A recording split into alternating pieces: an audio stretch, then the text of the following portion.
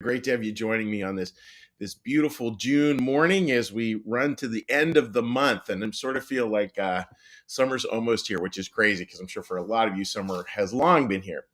So today we're talking about one that really has my mind spinning a lot, thinking about the implications of it, and it's the idea of faith versus distractions. And this came to my mind, it fits in with the reading and it fits in with a wonderful conversation I had with some friends last night, and that really brought this to the fore of, yeah, we get to choose distractions or we get to choose faith. And it's not, again, not perfect. We don't, it's not like a light switch there, but it's where are we going to put the intention of our souls to live towards distraction, or the intentions of our souls to live towards faith.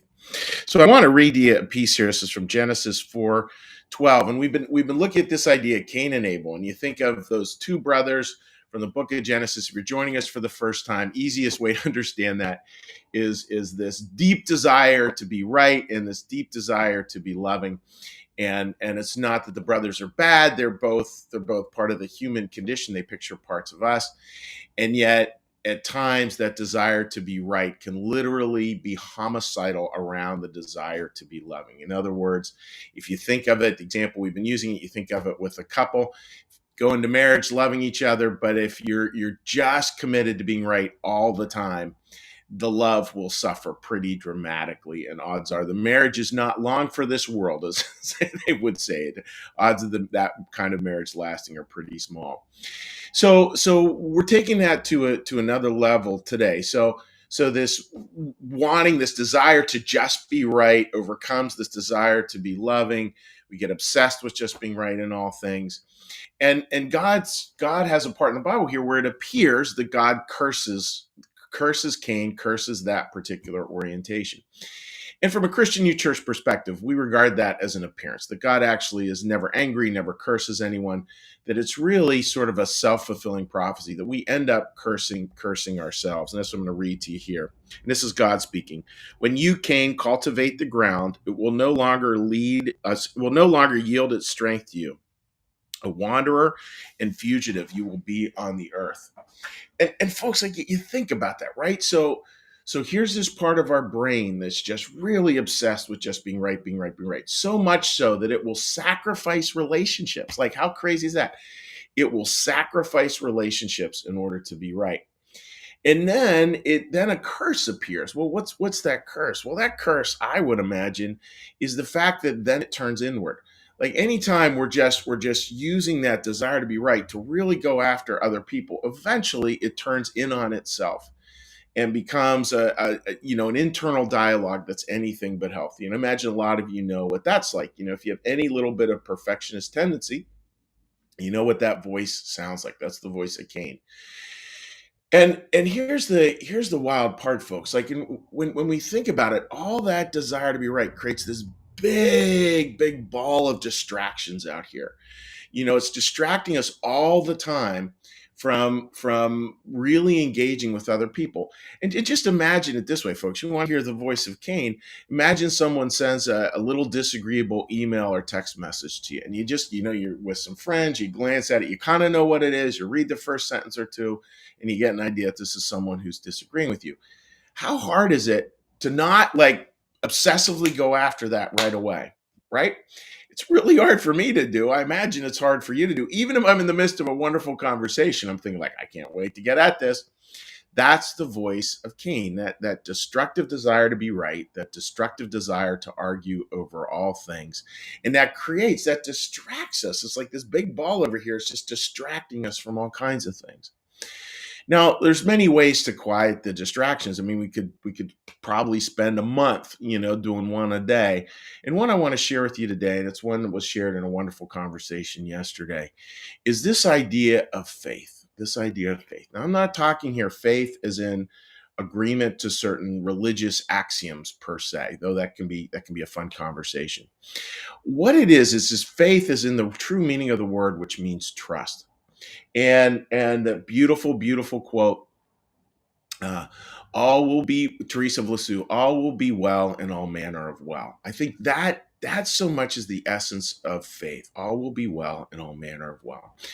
In other words, even despite the huge challenges of life, and they are immense on some days, and we can't be sort of Pollyannish about like, hey, just buck it up, live your best life now, because sometimes instead of live your best life now, it's just life now, and that life now sometimes can be incredibly difficult, challenging, painful, sad, all those things.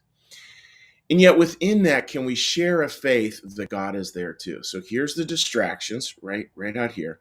And can we come together and share this faith? I think it's a fascinating way to look at the polarization that is driving many of us crazy these days, to be honest. It feels like we've lost that common faith that all will be well in all manner of well, and that God is here too. When we do, all we're left with is distractions. All we're left with is that mind of Cain, which is exactly zero fun, in terms of hanging out. Because those distractions, they masquerade that this will solve problems, that this is how we will move forward. And I don't think anything could be further from the truth. It's just that's not how it works. I mean, when was the last time you got into a heated argument with someone? You got into a heated argument, the two of you together, heated argument, and you actually came to a solution. Almost never happens. I mean, maybe there's a rare occasion there where somebody has a strange epiphany, but I certainly have not witnessed it in my years being a pastor or my 57 years of being a person. Yet I do know that when we come back to that faith, and its faith is not that we all have to agree on a certain belief. That's confusing faith with certainty. That's not what it is. It's this bedrock trust that we will figure this out. This bedrock trust in the power of love. This bedrock trust that God is here too. And when we come to that place, the distractions start to end. And that's a new way past distraction, is to try to find what that faith is in yourself. Again, the voice of Cain will constantly be calling out to you. But remember, that's a voice where nothing grows. That's a voice that's a wanderer and a fugitive. And why is it those things? Because, again, it not only turns on other people, making it impossible to connect, but it also turns on itself, which creates isolation. So, just thinking about that, right? What does that really mean? And I don't have like the perfect answer to it for you, but I would just share it's something to consider. How do you find more faith in your life, more of that trust, more of that settling? And I'm here to tell you, folks, you're not going to argue your way into that. Just not going to happen. Just not going to happen. So, folks, what I wish for is I wish for you just a day just of thinking about, yeah, how do I put faith center in my life? Faith is the eye of love. How do I sort of realize or be cognizant of when that voice of Cain is showing up? Because it's not a pleasant voice. It's not a happy voice. It's not a voice we want to spend much time with, because ultimately it's not actually our voice. It's the voice of hell. And who wants to listen to that garbage? So that's my thought for today, folks. Hopefully that gives you a new way past distraction today. And what we're going to do now is we're going to do a little meditation, a little prayer, a little blessing.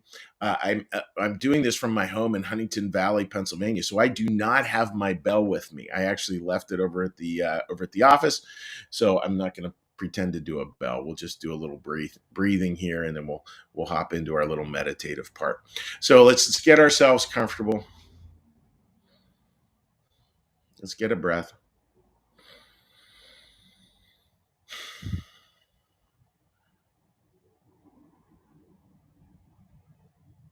And another breath.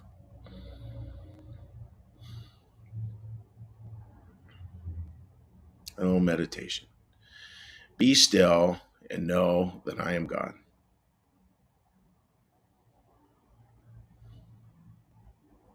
Be still and know that I am.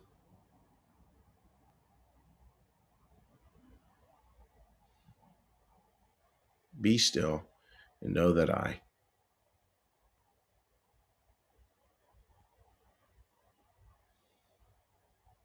Be still and know that.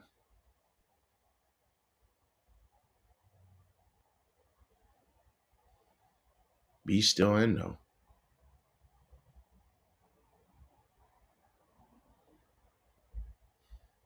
Be still and.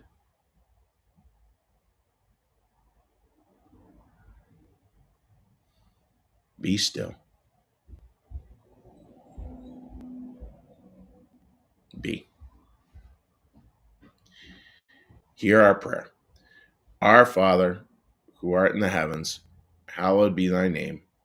Thy kingdom come, thy will be done, as in heaven, so upon the earth. Give us this day our daily bread, and forgive us our debts, as we also forgive our debtors. And lead us not into temptation, but deliver us from evil. For thine is the kingdom, and the power, and the glory forever. Amen. May the Lord bless you and keep you. May the Lord make his face to shine upon you and be gracious unto you. May the Lord lift up his countenance upon you, bring you peace, and bring you home. Amen. All right, dear friends, let's take a look at who has been able to leave a comment today. And again, feel free to leave a comment any time of the day. I get a lot of comments, as a matter of fact, over the weekend. So even if you're posting it on the weekend, if I manage to see it, I certainly will reply. And you are always all welcome anytime you would like to shoot me a text message. And that's 215-740-3662.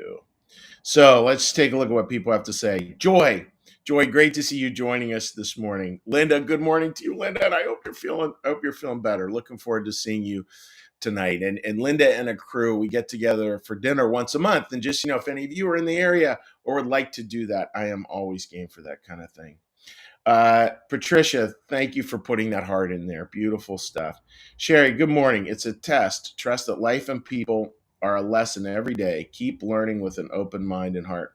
Yeah, that learning bit is so significant, right? That where we just it's this idea of learning. And from a Christian New Church perspective, we believe that so much of heaven is learning eternally. And it's this beautiful sort of curiosity that we can bring to life, which is indeed beautiful. Sherry, thank you for the heart, the hands, and the sun. That's good stuff. Yeah, Linda, couldn't agree more. So tired of the many issues people are polarized on. I wish for a day when love, compassion, and tenderness is shared despite differing opinions. That's one I feel so strongly about, and it's one of the primary reasons I'm fired up about what churches like New Church Live can do, because I don't know. I mean, who else is going to call you to that, right? We're going to get called a lot to the distractions and the polarization that's known as social media. But can we instead take those same tools and kind of flip them into building faith? And again, not building faith as in agreeing. Like, not everyone on this call is a member of my particular denomination. That's for sure. We got people from a number of different denominations, as well as the spiritual, not religious crowd. We got a lot of those who will join us. But that's not the point, right? That never was the point. The point was let's make the world a better place as best we can. We're not here to change the world per se, because that's way too grandiose and way too filled with ego. But let's just try to make the world a little kinder, together, shoulder to shoulder, each trusting that God will give us those changes as we are to see them. Joy writes, such a blessing. Thank you, Joy. Thoughtful, useful, practical, and beautiful truths to start our day. I am so glad. Or if we can't in the morning, we know it's there to grab when we can. Yeah, we get a lot of people who do that, which is certainly fun. Marcus writes, good morning, and good morning to you, buddy. Hope you're doing well. Mary writes, always strike me as sad, as a loss when choice for being right overrides being in a relationship. And again, folks, that's the beauty of this Cain and Abel story. When you start to see it poetically, like this is a poem about that. This is a poem about how that being right overrides relationship, and how tempting that is as human beings to do that. And man, do we struggle with that as human beings for no good reason. Makes no sense. Joy writes, Marcus, loved your song Sunday. Your energy is contagious. It certainly is, Joy. And I can tell you, it's contagious on stage, and their energy is contagious as well in person, which is super fun. Linda writes, I love Morning Calm. Thanks, Chuck. You are welcome. And welcome to all you folks as well, too. So folks, wishing you all a blessing. Again, most folks will join us archived, but wonderful to have you here. And and just wishing you all the best. Just a reminder, we got another 24 hours to go in our capital campaign to reach reach a a balanced budget. So any help you can give us at New Church Live is deeply appreciated, and you can donate at www.newchurchlive.tv. That's www.newchurchlive.tv. And take care, folks. Have a blessed rest of the day. We'll see you. Bye-bye.